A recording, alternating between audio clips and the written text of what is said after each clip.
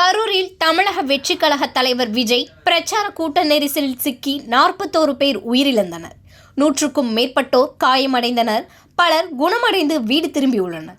இந்த சம்பவம் தொடர்பாக தவிக மாவட்ட செயலாளர் மதியழகன், கட்சி நிர்வாகிகள் பவுன்ராஜ் ஆகியோர் கைது செய்யப்பட்டு வருகின்ற 14ஆம் தேதி வரை திருச்சி மத்திய சிறையில் நீதிமன்ற காவலில் வைக்கப்பட்டுள்ளனர். மாவட்ட செயலாளர் மதியழகன், பவுன்ராஜ் ஆகியோருக்கு ஜாமீன் கேட்டு வரும் திங்கட்கிழமை கரூர் மாவட்ட அமர்வு நீதிமன்றத்தில் மனு அளிக்க உள்ளதாக தவிக தரப்பு வழக்கறிஞர் அரசு தெரிவித்துள்ளார்.